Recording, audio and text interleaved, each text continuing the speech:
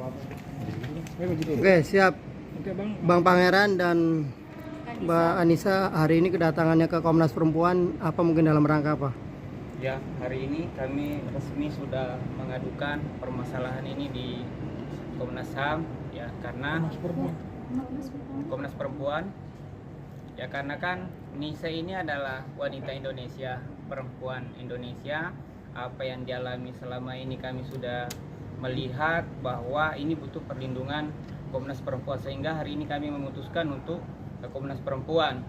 Nah, terkait di luar itu kami juga menilai bahwa sekarang ini masalah ini bukan hanya persoalan cinta, perasaan, segala macam. Ini ada persoalan hukum di sini, ada indikasi hukum di sini.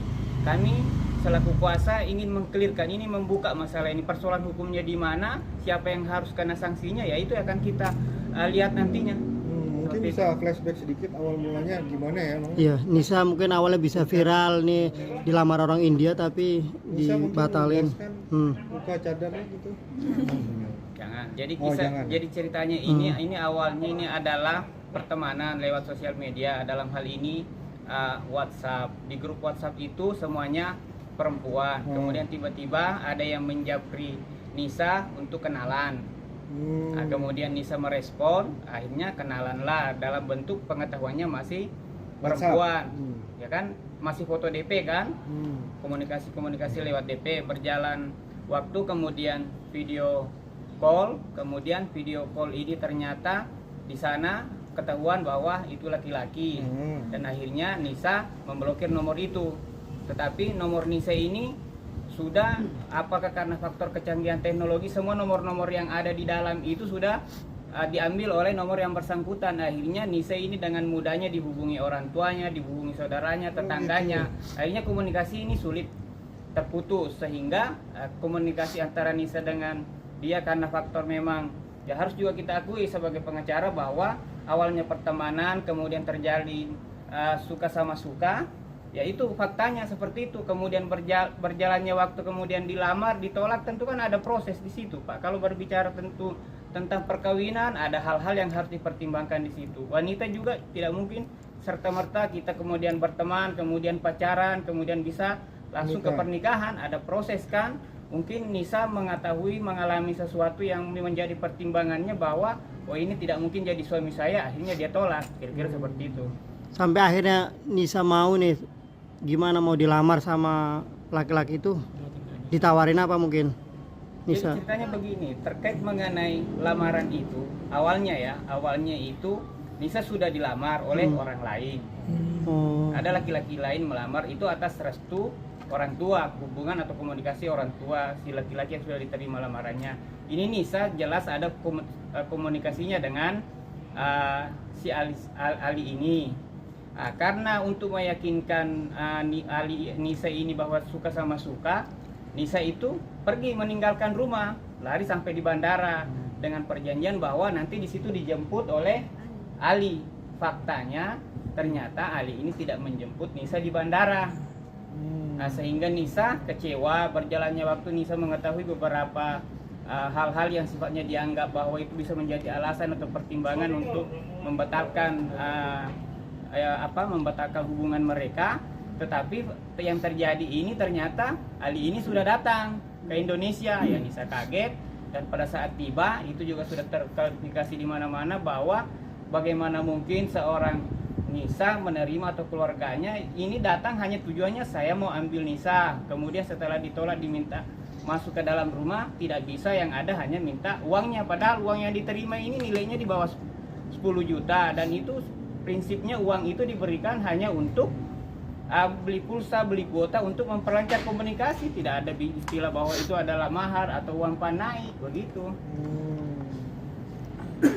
Jadi awalnya sebenarnya suka misalnya gitu. Ya, kami lawyer betul-betul ingin membuka terang benderang ini masalah. Awalnya pertemanan, saling suka sama suka, kemudian berjalannya waktu mau mengarah ke hubungan perkawinan, tetapi ada pertimbangan dari klien kami. Ya jelas kalau ditolak, apalagi orang tua sudah menerima lamaran laki-laki lain. Tapi Anda sendiri sudah membawa barang-barang atau istilahnya kalau di sini itu seserahan. Ya. Itu boleh dijelaskan kami, Sa? Kalau terkait mengenai itu, mengenai apa ya, apa namanya? Iya, serahan. Iya, seserahan. Nisa bisa jawab apa-apa yang dia bawa itu, Iya. dan apakah itu kehendak Nisa atau itu hanya memang kehendaknya Ali begitu. Ya, sebelumnya tuh Ali udah bilang ya, katanya sebelum dia ke pulang dari Saudi dia mau beliin saya itu yang makeup, hand body semuanya. Ya saya bilang ya udah kalau mau beli ya beli aja. Tapi bukan permintaan dari Bukan. Kanisa. Malahan waktu itu saya bilang nggak usah beli, nanti kita beli di Jakarta, cuma ya dia sendiri yang mau mau beli. Apa aja Kanisa? Ya. Apa aja? Barang-barang apa? Barang saya lihatnya di situ ada sandal, terus make up sama lulur, hand body gitu, sama ada juga jam tangan. Kak, pengakuan dari Ali sendiri itu permintaan dari Kanisa, kemudian Ali kesini juga permintaan dari Kanisa, makanya dia masih menunggu nih, menunggu Kanisa. Keluarga. Saya nggak bisa jelasin kalau itu, intinya saya udah saya udah Sudah jelasin semuanya toh.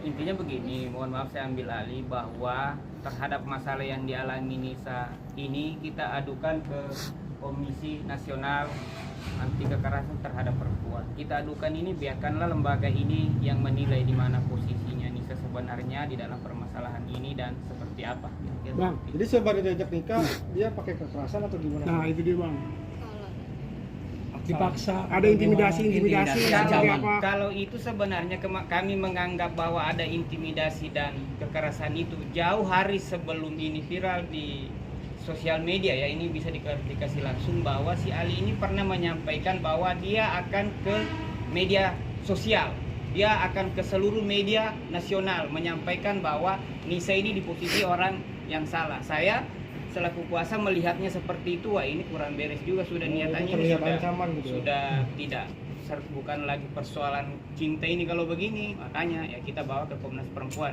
Mungkin juga hari ini kami akan melakukan pelaporan di kepolisian, dalam hal ini Mabes Polri. Jadi setelah ini kami akan langsung ke Mabes Polri, karena benar-benar Pak, saya juga sebagai kuasanya ini dibully kiri kanan kok, bela perempuan yang salah, padahal ini satu kampung saya bawa ke Jakarta tujuannya mengklarifikasi di mana posisi kamu salah benarnya ya, bahkan proses waktu yang menjawab klarifikasi itu.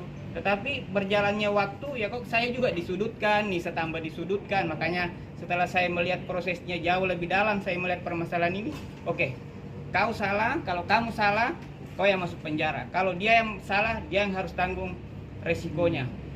Intinya saya, ini juga persoalan menyangkut persoalan keluarga sampai mengganggu. Saya bilang kita akan kejar ini persoalan masalah ini. Bang, kampungnya di mana Pak?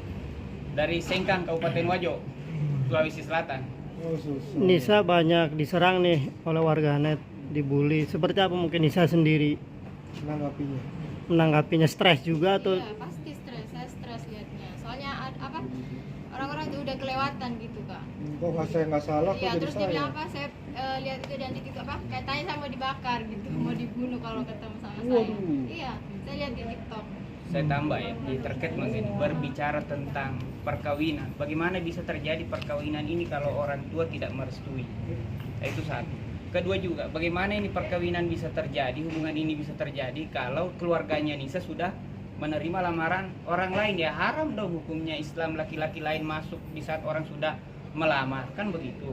Yang tahu pemahaman agama atau yang beriman mungkin lebih tahu lah soal itu. Jadi Kemudian saya tambah lagi, ini kan perbedaan warga negara, ya ada aturannya, ada regulasi yang mengatur. Itu dia tidak semudah itu bahwa Nisa datang ke Indonesia, dia datang ke Indonesia kemudian dia mengambil Nisa ke luar negeri, ya harus ada regulasi yang dilalui di situ, ada hukum internasional yang menjadi ketentuan di situ.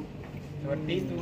Maaf Kanisa, mungkin ada kata-kata apa yang dari netizen yang bikin Kanisa sakit hati mungkin Kanisa? Ya, itu yang dia bilang mau kalau ketemu saya tuh mau dibakar lah, mau dikubur hidup-hidup. Ya, Keluarga gimana Kanisa keluarga menanggapinya? di rumah, Heeh. ya dia juga merasa malu gitu Kak.